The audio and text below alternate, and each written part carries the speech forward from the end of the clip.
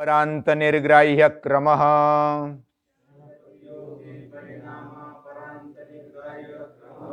क्षण प्रतियोगी परिणामा परांत निर्ग्राह्य क्रमः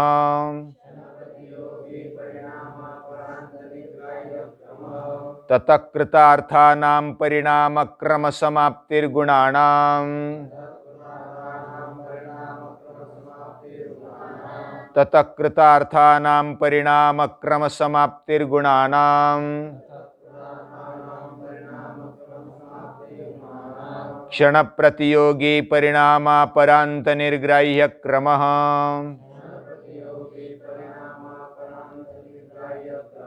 क्षण प्रतियोगी परिणामा परांत निर्ग्राह्य क्रमः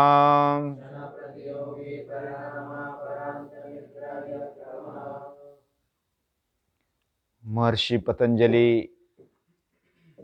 पहले पाद से योग दर्शन शुरू किया, तब से एक एक शब्द, उसकी व्याख्या, उसके संदर्भ में आने वाले लगभग सभी विषय वह ले रहे हैं।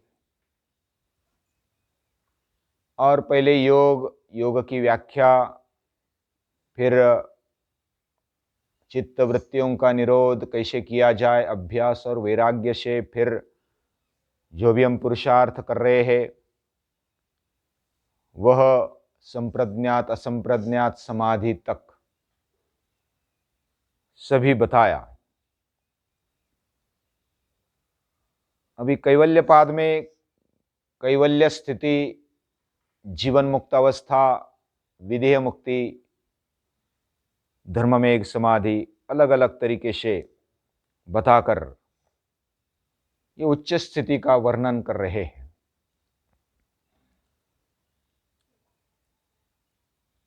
ये उच्च स्थिति में बीच में एक क्रम शब्द आ गया, और जो साधक है, योगी है, उसके मन में भी कोई शंका न रहे, उसका निराकरण वो कर रहे हैं। पहले सूत्र में जब हमारे जीवन की कृतार्थता, यानी कि जो भी पाना था वो पा लिया, छोड़ना था वो छोड़ लिया, जो जानना था वो जान लिया, जो करना था वो कर लिया, शोक भय या तो अतृप्ति नहीं रही, ऐसी स्थिति में कृतार्थता है, जीवन की कृतकृत्यता है। और ऐसी स्थिति में गुणों का, जो भी सत्व रजत तम गुणों का परिणाम क्रम समाप्त हो जाता है। तो ऐसी शंका आ सकती है कि अगर इन गुणों का परिणाम क्रम समाप्त हो जाता है तो जो जीवन मुक्त विधेय मुक्त हो गया वह योगी समाधि अवस्था में, यानी निर्बीज समाधि तक जो पहुंचता है, असंप्रज्ञात समाधि तक जो पहुंचता है, उसका शरीर और यह सृष्टि कैसे बने रहती है उसके लिए। तो यह शंका उपस्थित न हो जाए, इसके लिए वो पहले ही बता देते हैं। यह परिणाम क्रम की समाप्ति है, परिणाम की समाप्ति नहीं है। परिणाम तो चल रहा है अभी भी। जैसे हमने कल एक शुरुआत की थी कि जो हर एक क्षण उसमें कुछ परिणाम होता है, हर समय हर क्षण हमारे जीवन में कुछ परिणाम होता है। अलग अलग वस्तु और अलग अलग समय क्षण वह जब भिड़ते हैं तो परिणाम होता है, और परिणाम का एक क्रम चलता है। एक क्षण में जो परिणाम था वह निकल गया, दूसरे क्षण में दूसरा परिणाम आ गया, लेकिन वो इतना सूक्ष्म होता है हमें समझ में नहीं आता। जैसे बहुत बार हम सुनते हैं कि हमारे बाल बढ़ते हैं, हमें समझ में नहीं आता, लेकिन हर क्षण उन बालों में परिणाम होते रहता है, हमारे शरीर में परिणाम होते रहता है, इस सृष्टि में परिणाम होते रहता है, और वो एक क्रमानुसार चलता है। हमारे चित्त पर भी, अंतःकरण पर भी परिणाम होता है, और वो अपेक्षित परिणाम, जब कैवल्यपाद में जो भी कैवल्य स्थिति का वर्णन आया है, उसमें अलग अलग परिणाम हमारे चित्त पर होते, अंतःकरण पर होते हैं, और वो परिणाम भी हमने देखे।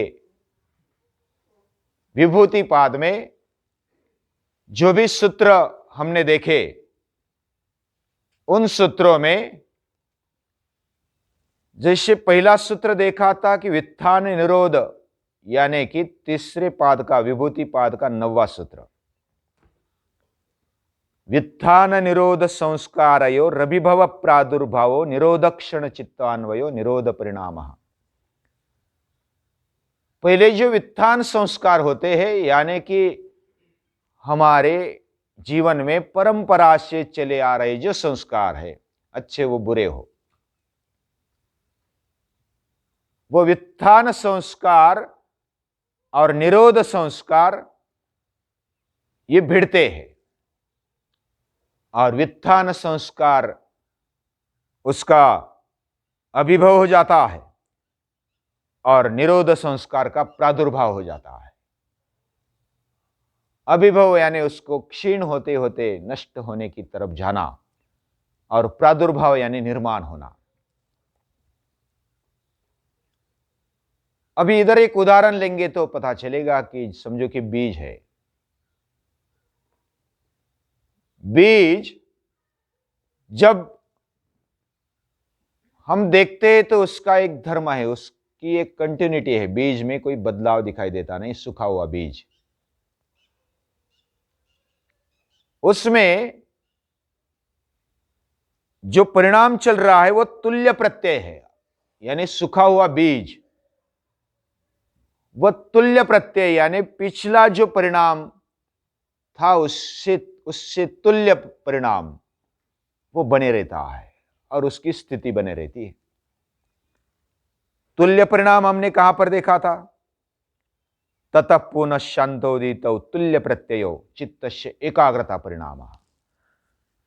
ये बीज का तुल्य प्रत्यय समझो। तुल्य यानी कि जैसे पहले था वैसे ही, उससे ही तुल्य, उससे ही बराबर का परिणाम वो बने रहता है, उसको तुल्य प्रत्यय बोलते हैं।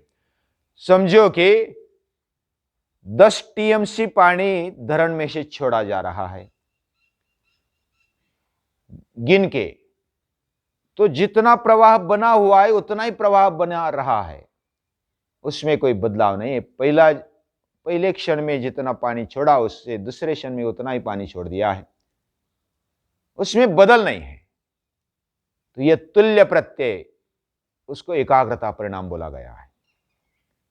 अभी बीज को जमीन में, उसमें पानी डाल दिया, जमीन में मेहनत की हुई जमीन में उसको डाल दिया, और वो गीला हो गया। गीला होने के बाद वो फूला, हाँ, वो बड़ा बन गया, उसका आकार बड़ा बना, और उसका जो ऊपर का जो कवर है वो ढीला हो गया, और अंकुर आ गया।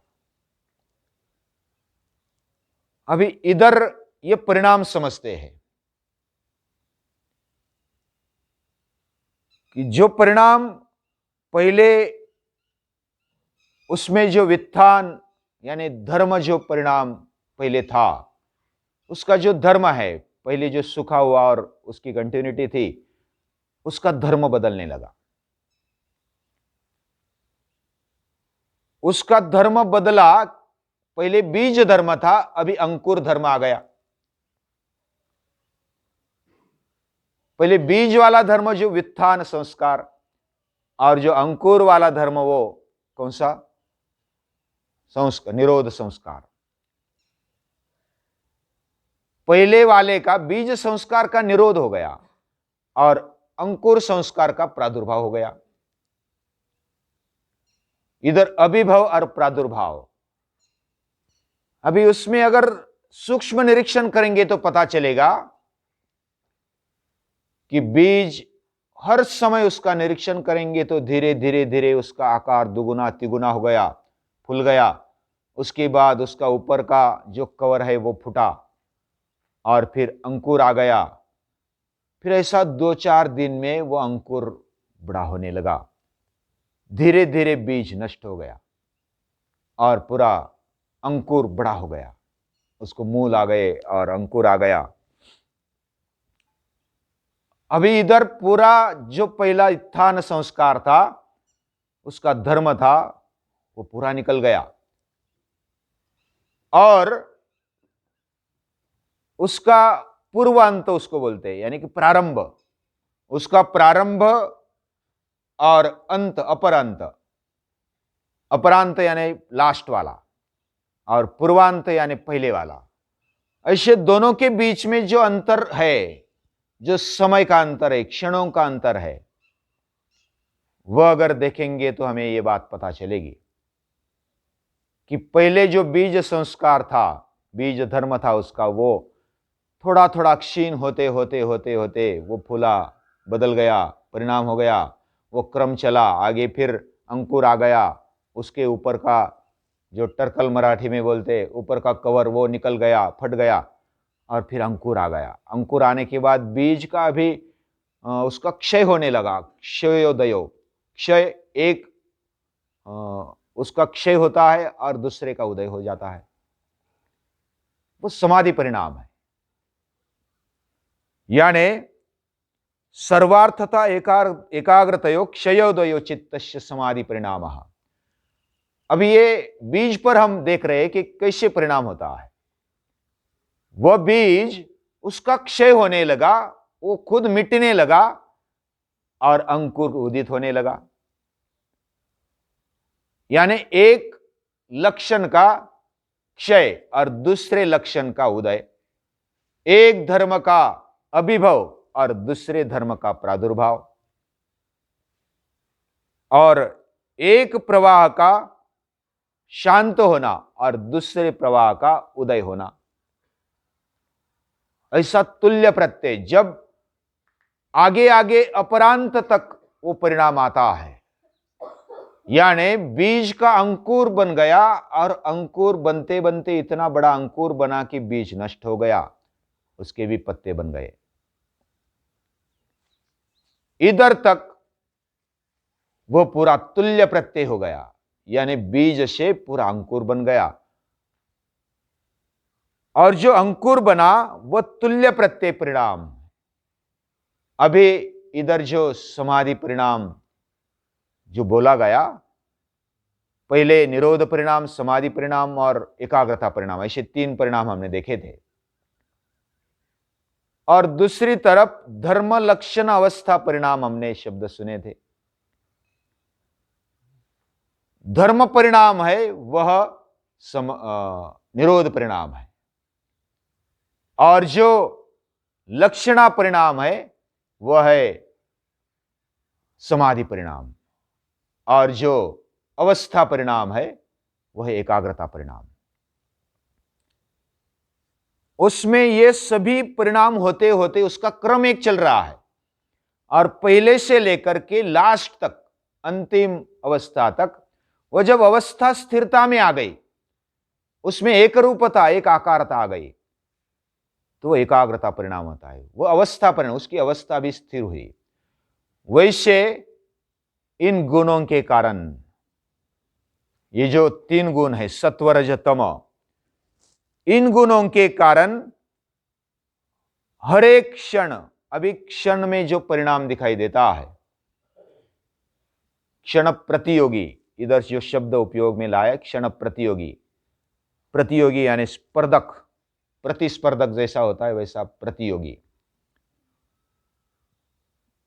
क्षण, हमने कल एक वाक्य सुना था, क्षण साथ में नहीं आते। जैसे हम इधर साथ में बैठे हैं, वैसे सभी क्षण साथ में आ गए और बैठ गए, ऐसा नहीं है। उनका समूह नहीं होता, उनका क्रम होता है। पहला एक क्षण आया फिर चला गया, दूसरा क्षण आया फिर चला गया, ऐसी श्रृंखला है। हाँ, उसका एक समूह नहीं है, यानी एक साथ में सभी क्षण आ गए ऐसा नहीं होता कभी। समय की ये विशेषता है, और इसलिए एक क्षण निकल जाता है, वो नष्ट हो जाता है, और दूसरा क्षण निर्माण होता है। यानी इधर अभिभव और प्रादुर्भाव, अगर न्याय की भाषा में बोलेंगे तो उसका प्रध्वंसा भाव है। यानी कि दूसरा क्षण आने वाला है, पहला जो है अभी जो क्षण है उसका प्रध्वंसा भाव है, अभी वो नष्ट होने वाला है अगले क्षण। तो प्राग भाव एक होता है और प्रध्वंसा भाव। इधर प्रध्वंसा भाव है, यानी वो नष्ट होने वाला है, और दूसरा आने वाला है। दूसरा आता है तो पहला नष्ट हो जाता है, और इस प्रकार ये क्षण प्रतियोगी, जैसे प्रकाश आ गया अंधेरा निकल गया, ये दोनों विरुद्ध है, परस्पर विरुद्ध है। वैसे दो क्षण भी परस्पर विरुद्ध होते, एक ठहरता है तो दूसरा उधर से निकल जाता है, और दूसरा तीसरा आ जाता है तो फिर दूसरा निकल जाता है। यानी एक साथ में दो क्षण कभी नहीं होते। तो इधर क्षण प्रतियोगी शब्द उपयोग में लाया है। और ऐसा परिणाम पहले प्रध्वंसा भाव में जो अभी चल रहा है क्षण, और दूसरा क्षण आएगा, तो उन दोनों में जो अभाव का परिणाम है, उस प्रध्वंसा भाव का जो परिणाम है वो बने रहता है, दूसरा परिणाम फिर खड़ा हो जाता है। और ऐसा परिणामापरांत अभी जो तीनों गुणों के परिणाम इस जीवन में होते रहते, सृष्टि में होते रहते हैं, और पहले तमोगुण का परिणाम, रजोगुण का परिणाम, सत्वगुण का परिणाम, हर एक ने अपना पुरुषार्थ कर दिया, और जहां तक जैसे बीज ने पूरा अपना योगदान दे दिया, पूरा वो खत्म हो गया, और खत्म होने से उसकी कृतार्थता हो गई, वृक्ष खड़ा हो गया बीज का। तो बीज ने अपना पूरा बलिदान दे दिया और वो समाप्त हो गया, वो परिणामापरांत है। यानी उसमें परिणाम होते होते वो पूरा समाप्त हो गया, यानी उसका जो रूप था वो समाप्त हो गया, परिणाम क्रम समाप्त हो गया। परिणाम समाप्त नहीं हुआ है, वो परिणाम बने रहा है। अगला अगला जो परिणाम है वो हुआ, परिणाम क्रम समाप्त हुआ, परिणाम चल रहा है। इसलिए जो विदेह मुक्त योगी होते हैं वो समाधि में चले जाते, जब निर्विकल्प समाधि में चले जाते हैं, सबीज से निर्बीज समाधि तक चले जाते हैं, तब भी उनका देह बने रहता है। ये क्यों बने रहता है? तो बने रहने के लिए वो परिणाम क्रम समाप्त हो गया, लेकिन परिणाम समाप्त नहीं हुआ है, अभी तक उसका बने रहना जारी है। जैसे बीज तो नष्ट हो गया, लेकिन उसका जो परिणाम क्रम समाप्त हो गया, लेकिन वो परिणाम का जो प्रभाव है वो बने रहा है। हमने पूर्व किए हुए कर्म है, उसका परिणाम बने रहता है, तो वो परिणाम बने रहता है, परिणाम क्रम समाप्त हो जाता है। तो परिणाम क्रम समाप्तिर गुणानाम,